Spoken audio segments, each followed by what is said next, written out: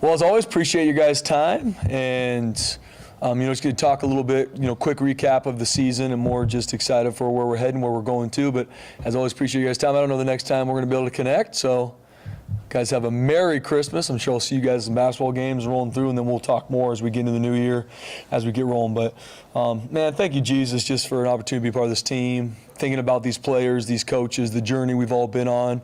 I'm so grateful and have such a heart of gratitude of these the people I'm around every single day. So excited where we're at and excited where we're growing to. Got a lot of stuff to improve on and growing, and that's life. And for me, like these young men that we are so blessed to be able to coach, we have a chance to impact their life so that when they are husbands, fathers, leaders in this world, they're going to be ready for that. They're going to be ready to be world changers in this life. And that's the calling and why I feel called here is to impact these kids and feel called to do football in a different way that focuses on transformation, where honestly a lot of focus right now is just transactional. We want to double down on transformation, developing these young men for life.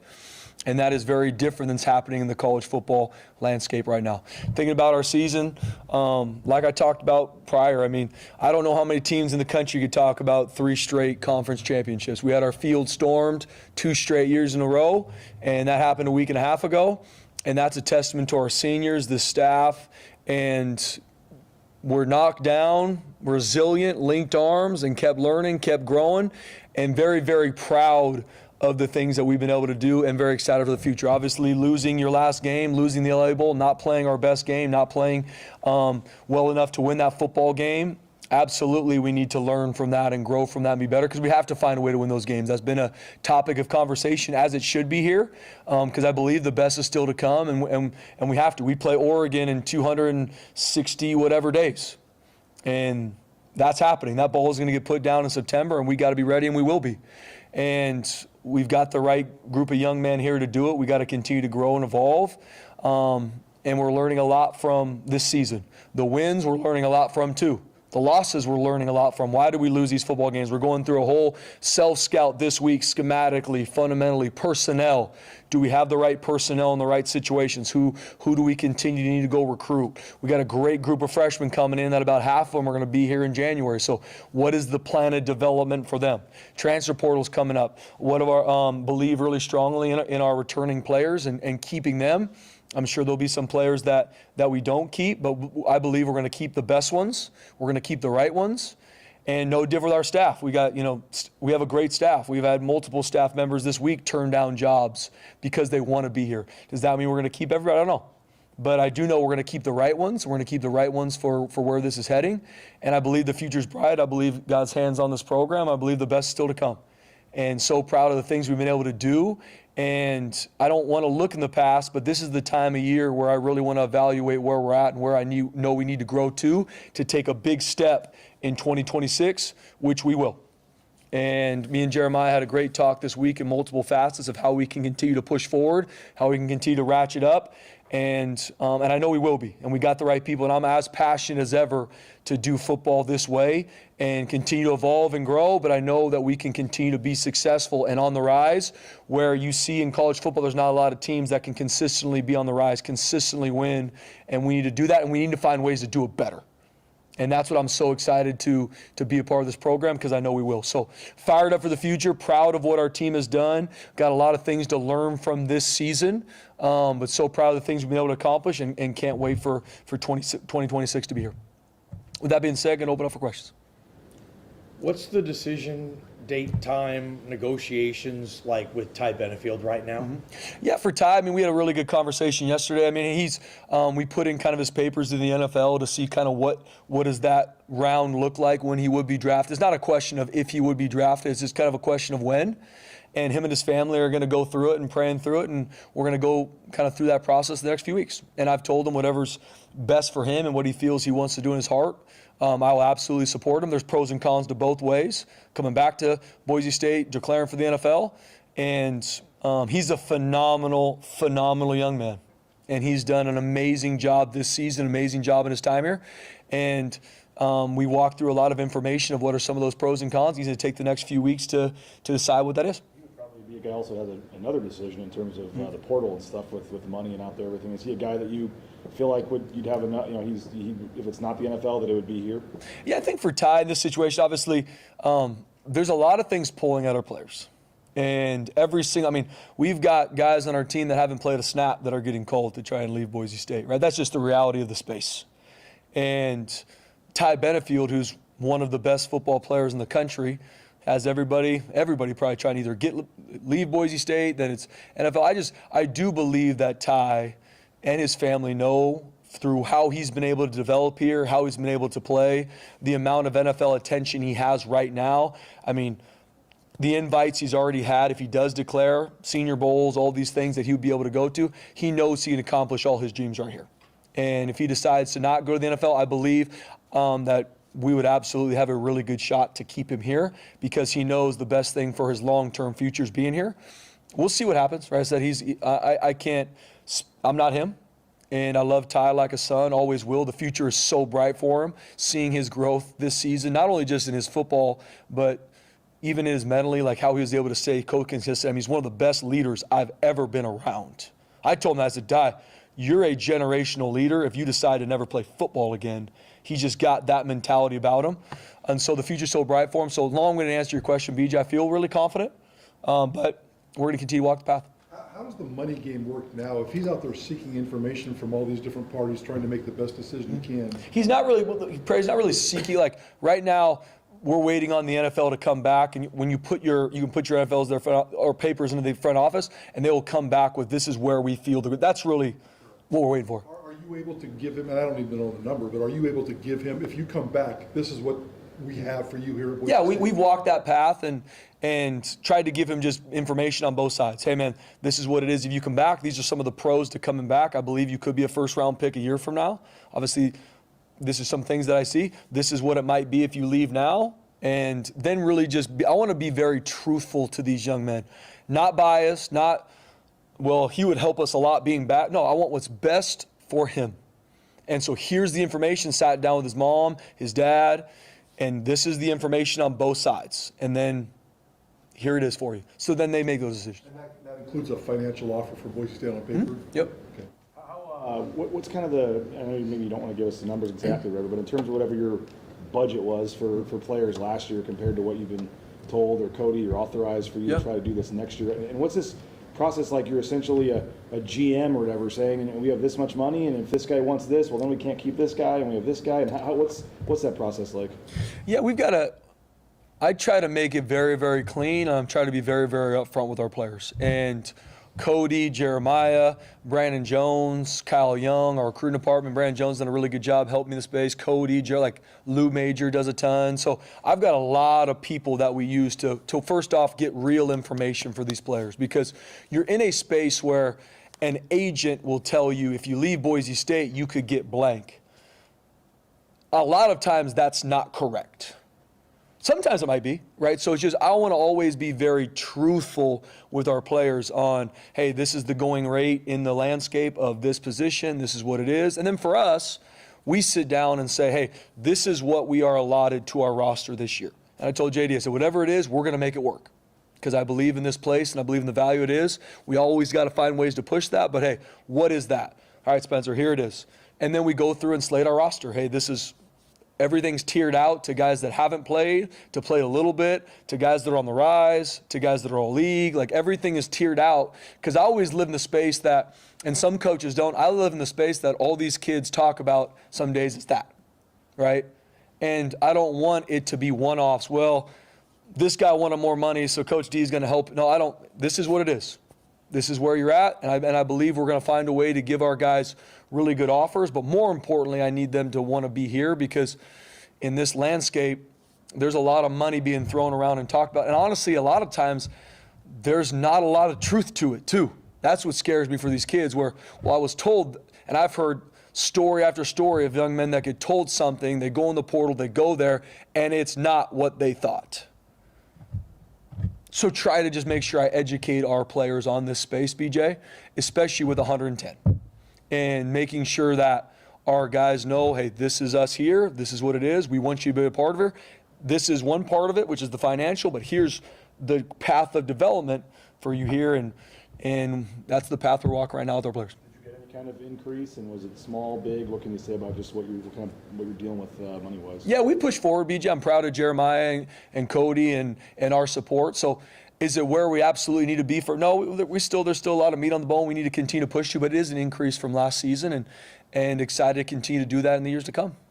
You're a big relationship guy. How does that really help you, to get the players to trust you? And is it hard to build that 110 relationships like that over a course of a year? Yeah, as a head coach, that's probably one of the harder things is building those relationships with the amount of players that we have. But it's, if not my number one thing, really close to it is building a relationship with these kids, because I'm a firm believer they don't care what you tell them if they don't know you love them.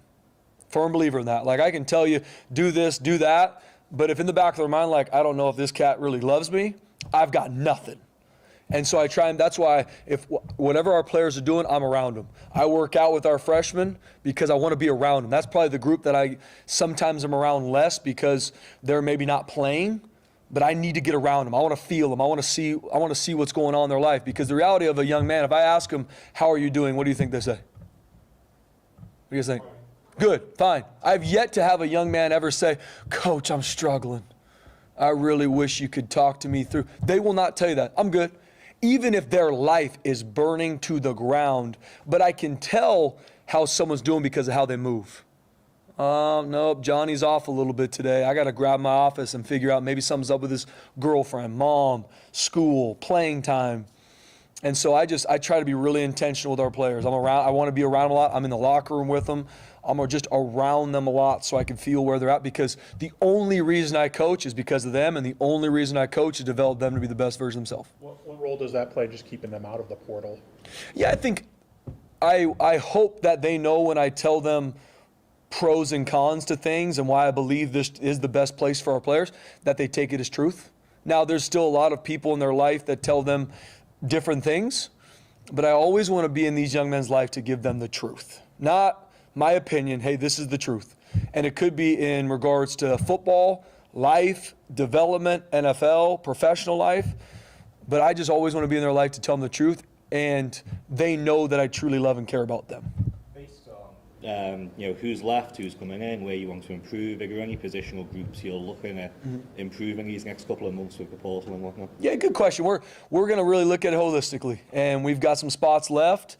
We did a really good job signing a great freshman class. Like I said, our coaches, our recruiting department, Brandon Jones, our GM, Kyle Young, our director of player personnel. I'm really, really proud of the class that we got coming in as freshmen. And we've got a few spots left that we'll be looking at the transfer portal for. And we're going to look at guys that I'm not going to speak to specific positions, but we're going to look to see what is a great fit for us on and off the football field. When you're looking for a guy out of the transfer portal, do you meet with them in person? Do you meet with them on? How does that come down? If somebody seeks you out, you seek them out, the name shows up. How does that kind of go? And then is there give and take on money negotiations? Yeah. So first off, we are always going to do things the right way. The portal opens up January 2nd. There are universities that are cutting deals, making deals with players that are not in the portal yet prior to that time. We will not do that. We will do things the right way, and whenever the rules change, we're going to always pivot with the rules. We're going to do things the right way. Now, if someone on social media says, hey, I'm going to transferring, we are going to log that to know, hey, blank player's leaving. Let's look at some film and see. But we are going to have zero communication with that young man until he's in the portal. That's very different than maybe some schools, but we are going to do things right. And I believe that doing things right, even if no one's doing it, that's integrity. And so, but we have an idea of some of the guys that are out there via social media and some of these conversations. And so when the portal opens up in January 2nd, when we can have communication, things will happen very, very fast. We got to get kids on campus because I have to be around them. Our staff has to be around them because I cannot miss on bringing in the right kids. And there's going to be film to show football-wise, okay, this is a really good football player, but they're in the portal for a reason. And I got to make sure that we find the right kids that fit this place. And what we have here is the right fit on both sides. It just happens a lot faster than with high school kids. With high school kids, the kids we signed in December, we've had a relationship with them for years. Some of them multiple years, some for a year, at least months. the portal can happen quick. I mean, we might trip a kid on January 2nd or January 3rd, and he's going to hopefully be on our campus if it's the right fit on January 11th, right? So things are going to happen quick. We just got to do a really good job evaluating. Obviously, anyone that we recruit, I will talk to the coach where they're transferring from. Junior college is going to be someone that we've had a really, really good success with that we're going to be recruiting to, so we can be in front of those. We've got a really good group of junior college guys we're kind of looking for. But we're not going to recruit a lot of them. We're going to find the right ones, and we're going to bring them in to be a part of our team. Just in this era, I mean, you see some colleges, it feels like, they go shopping at the grocery store and they just put whatever they want in their cart and they can cover it when they go check out. How realistic is it, though, just to go add a starter, regardless of the position for that matter, out of the transfer portal for you guys? Yeah, obviously with the transfer portal players, and it's a good question, Jay, because I don't think sometimes people realize where the money is at in college football with some of these positions. And so I get asked a lot, well, if blank position's not performing the way you want to, well, you should just go to the portal and go get somebody. And I'm not saying that that's ever off the table. We got to make sure year in and year out we have the right roster to go win the games we need to. But there's only a handful of college football schools that can do that. That can go just pick who they want from the portal and then assemble a team and go win games. That's really hard to do, strictly just financially and culturally, to get that done. So for us, I know that our best players have been guys that we develop here. Our NFL draft picks have been guys that we develop here. Does it not mean that we're not going to find someone in this transfer portal that's going to do a really good job that comes in January? We've had really good guys from the transfer portal. Malik Sherrod did a great job for us this season. Jaden Mickey, Sterling Lane, and I know there's multiple ones. I mean, you look at junior college has been good for us. But our best players here historically have been guys that have come here and developed here. So I try and learn from the past to grow for the future, and I live in that space. And I get asked about a lot of different positions. I do know we got to recruit the right high school kids and develop them, and we're going to play younger kids, and they're going to improve because they cut their teeth. They're going to improve because they get those reps. But there are some positions on our team that we do got to look at the transfer portal to see if there's the right fit out there. I know it's different basketball than football and just a little more players and budgets and all this, but Leon said he's talked to you a lot about just all kinds of things. I mean, you look at the way he's kind of attacked the portal at times. I mean, his highest paid player is a transfer and is leading their team in scoring this year. I mean, have you had any conversations just about, I know it's not the same, but just that dynamic of spending in the portal versus retaining guys and just how to build a roster with what you have? Yeah, it's something always pivoting and growing, and I've had great talks with Leon. I got a ton of respect for Leon and what he does. And there's things we just do differently, right? I think you look at it, we have 110 players. They have 13, 15, 16, 15, right? So that's a part of it. I think basketball is a very different game than football, right? It's a star-generated game where you look in the NBA, you can go get one player and that can change everything. We have to put a roster together to go win championships.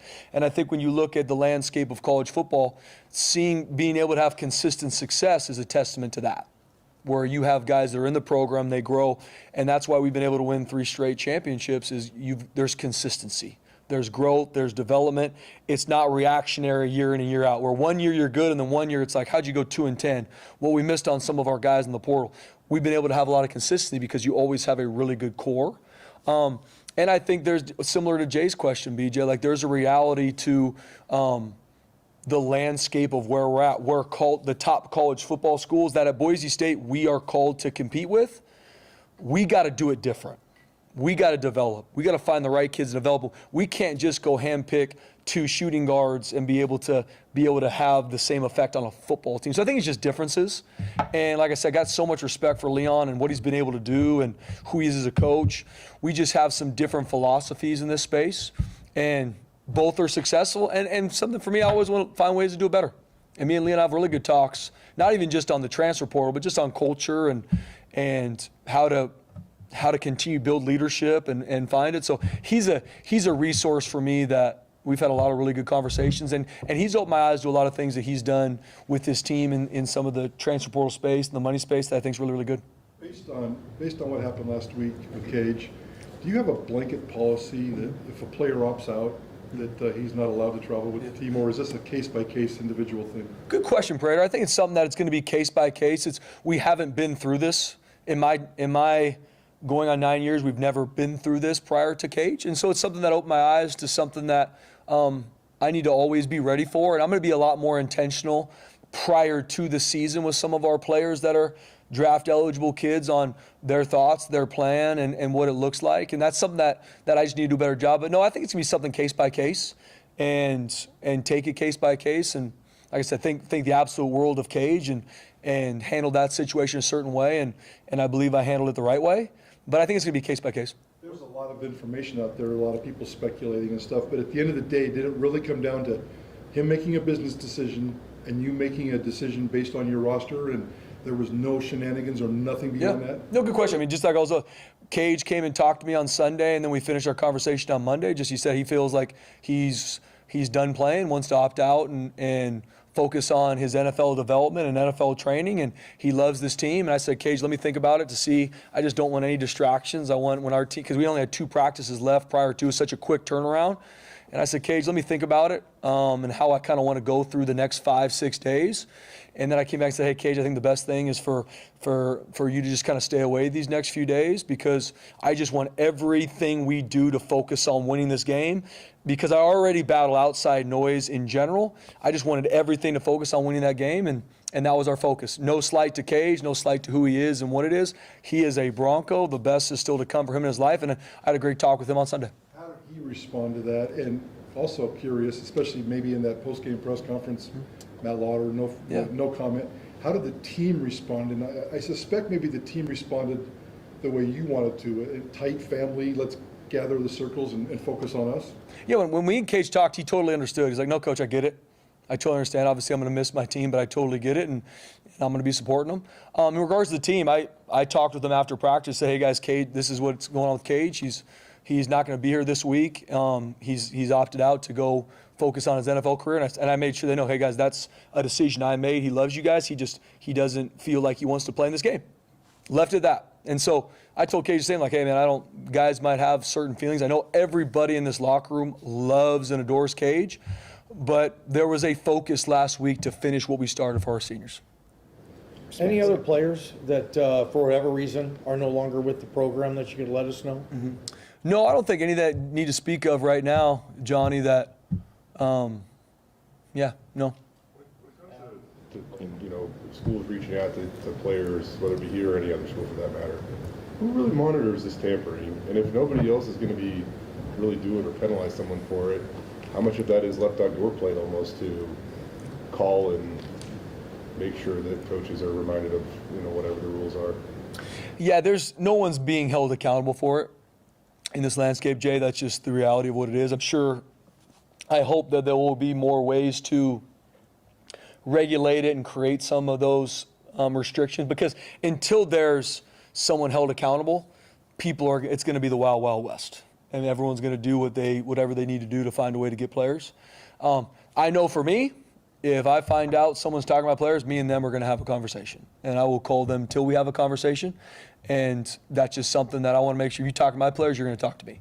And it usually gets met with what you would think, either denial or what have you. But I love these kids, and I don't want the wool pulled over their eyes at all. And so I will be very intentional. Can I truly do anything? Probably not. But I want to make sure they know I know, and that if people come for my players, me and you are going to have a conversation. Is there anything on the books that says that if somebody gets caught for something in the end and see a rule book that something happens to them? It's just hard. There absolutely is, Bob, but the accountability has been, it's just hard to get that enforced. You mentioned coaches have been getting offered jobs and stuff. Have you already, or do you anticipate offering your full staff jobs back next year, or do you see any changes there on your end as opposed to theirs? Yeah, working through all the staff stuff this week too, BJ, with our players. I love our staff. Like I said, I feel strongly. We need to grow. We need to improve. When I say that, I don't want anyone to get mixed feelings like I'm walking around like everything's rainbows and butterflies. We have to grow. We have to push. But I have a ton of respect for our staff and what we've been able to do. And I feel confident in the areas where we weren't successful enough that we are going to grow forward. So I love our staff. Gonna give them all an opportunity to come back and be a part of this.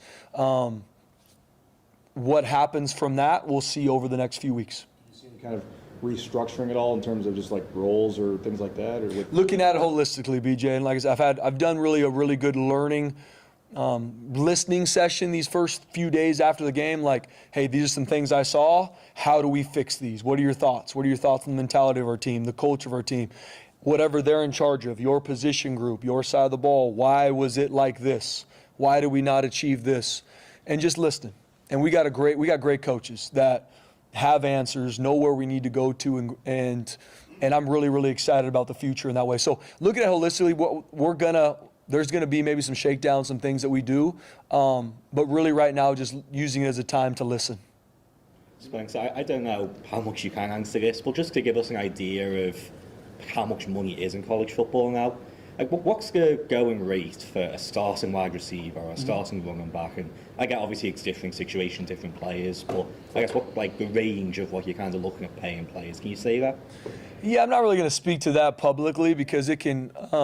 I'd like to be honest with you, but I'm not going to really speak to that publicly. There's a lot of gray area in that space, but it's significant. Coach, you self-scout everything. Yes. With that said, have you had any kind of conversations with your staff, your mentors, whoever, in terms of, and you're very loyal to Maddox Madsen.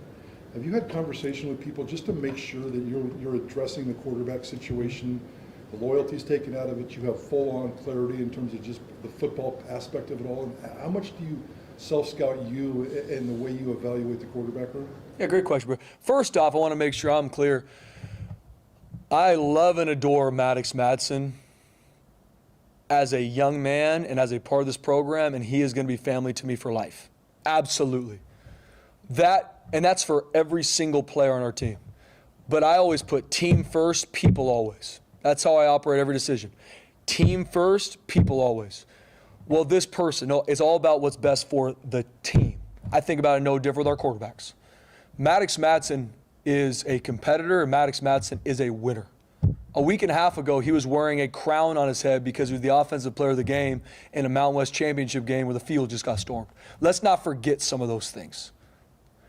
Does Maddox have growth and needs to grow? And do we need to grow that entire? Absolutely. That room needs to grow. I believe it's going to. We're excited for it to. Excited to compete in spring. So I'm by no means sitting here saying it's perfect. We threw 5 interceptions in our bowl game. Can't happen. You can't beat Meridian High School if you throw 5 interceptions in a game. Have to improve, have to grow. I am very aware of that.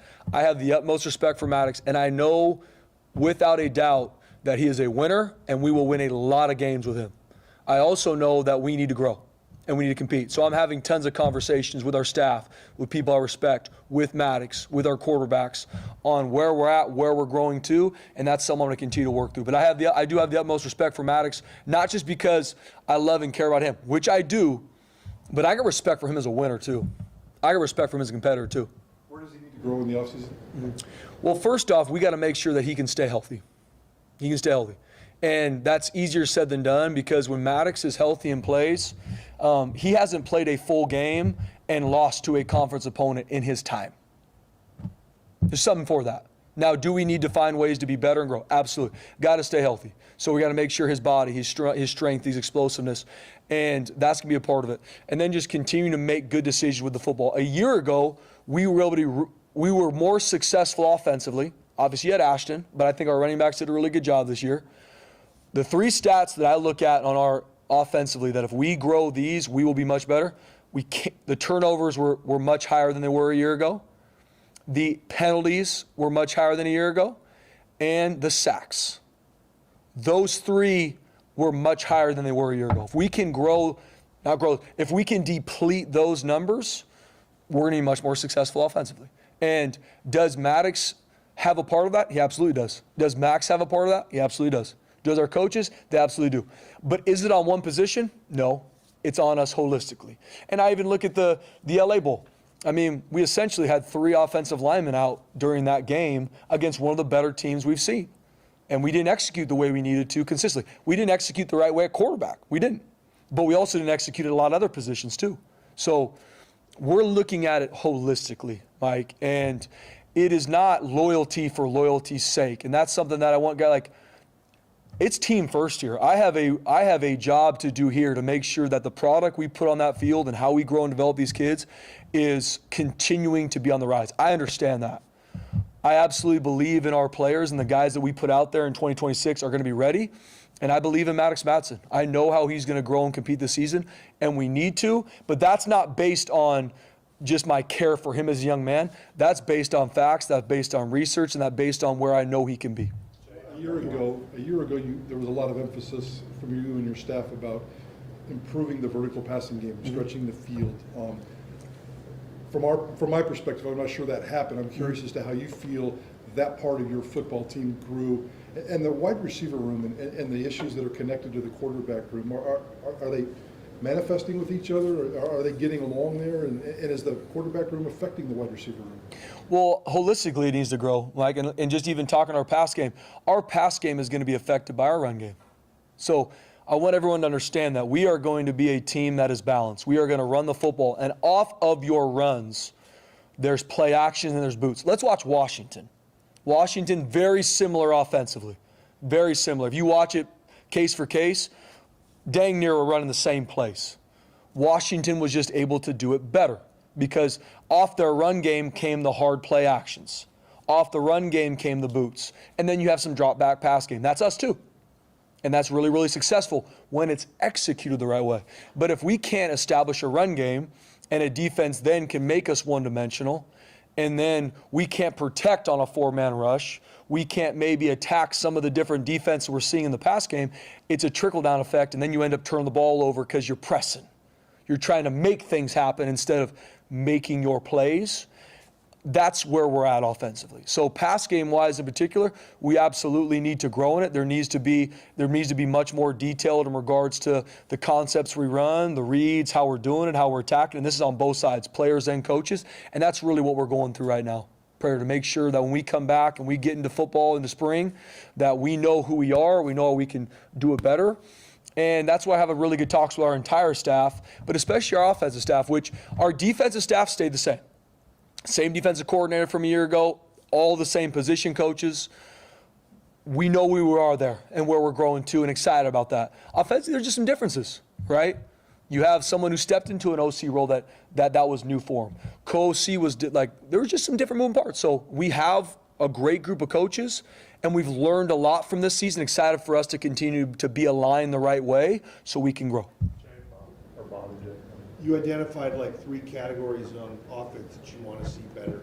Have you thought of things on defense that you would put in that category? First and foremost, and BJ is going to bring this up in spring ball, so I'm just going to go ahead and do it now. We're going to continue to research tackling and figure out, okay, are we over-coaching it? Are we over-repping it? We're going to get with some NFL guys and kind of how they teach in this landscape where you can't tackle bodies to the ground all the time. Like, we have to find a way to improve that part of it. Takeaways, improve this year. But why did we not create takeaways in our losses? Right? Why or should we got one against Washington? Why are they not coming in some of those games? We got to figure out why. And then I know defensively they're going through a deep dive just like offensively. What were some of these situations we got to be better? I can speak to one right off the bat. We got to be better in red zone defense. We got to hold more teams to. We talk about being 3 or nothing, and we didn't do that this year. Third downs, we were really good. Still going to be some areas in it to grow. Obviously, run game wise needs to improve. Some of those stats can be a little bit jaded when you play in Air Force and you play some games where they only throw for 20 yards. But there's a lot of those situational parts that we need to make sure we tighten up. Ashton last year declared early. Cage declared early this year. Ty's still obviously got a decision to make. He said that he could achieve all of his dreams here, though. What does it mean to have, I guess, be putting guys in that position to, I don't know how many non-Power 4 schools or whatever, you probably maybe could have potentially 3 guys leave eligibility on the table to not necessarily enter the portal, but go to the NFL. What does that trend mean? Yeah, Jay, great question. I mean, and I tell recruits this, I tell their families this. Our true north and what I believe we do better than anywhere else is develop young men. We don't focus on a lot of other things than that. For the NFL, for some, but for life, for all of them. And that's what we double down on. So, and we can point to facts. You want to be an NFL draft pick? Here you go. You want to go be a big-time accountant? Here you go. But that's where I think in regards to recruiting and talent retention, we've been able to keep our best players because they know, yeah, I can maybe leave and maybe make more money, maybe not, all that, but like, I'm not going to achieve everything I want with this game if I leave here because I know I'm being developed at Boise State in all facets of my life. That's what we double down on in every area of this building. And that's what I double, triple check at every point to make sure we are doing that because that's a separator for us in this landscape. What's kind of your final message to fans, to everybody just wrapping the season up and looking ahead and just the 5 losses and then the health of the program and just what's kind of your overarching, I guess, thoughts as you move forward to next season? Yeah, BJ, and it's similar to what I kind of started out with. First off, Bronco Nation, as always, was awesome this season. I mean, selling out our games, and even if our championship game maybe wasn't technically sold out, those fans were loud. That place was rocking. We are a part of the best fan base in the country, and I know that. And I take a lot of pride in Bronco Nation and what we've been able to accomplish, what we've been able to do. So I'm so proud of our fans. And that's where I think everything for our fan base, for the families of our players, for our staff in this building, I think it's all about holding things in 2 hands. And I was talking to our staff about this the other day. In one hand, there's so much growth that needs to happen, and I'm so excited for that. And I really believe we're going to push to new heights. We have a great foundation here of players, of staff members, of who we got. But we got to grow. We got to improve. On the other hand, I do want to live in a lot of gratitude and thankfulness for what has been accomplished by this group of players and the staff that we have. Once again, 3 straight championships in our conference. That hasn't happened anywhere in a long time. And that's a testament to the support from our fans, our players working their tails off, our coaches, and I believe the best is still to come. And we got a lot of work to do. That's what we're doing now. We're actively trying to Prater's point, self-scout, look at things. Where are we growing? What do we got to teach better? What do we maybe got to pivot in our staff and put guys in the right situations to do it better? But we're working at it. And we might not keep everybody, but we're going to keep the right ones. We're going to keep the best ones, I believe. And we're going to bring in the right pieces to add to that. And I believe we're going to continue to take off running. Where other people are still trying to figure out how to get rolling, we are rolling. We've hit some bumps in the road. We've learned from it. We won a championship when everybody thought we couldn't. And I believe the future is really, really bright. And I'm excited for what's in front of us and more passionate than ever.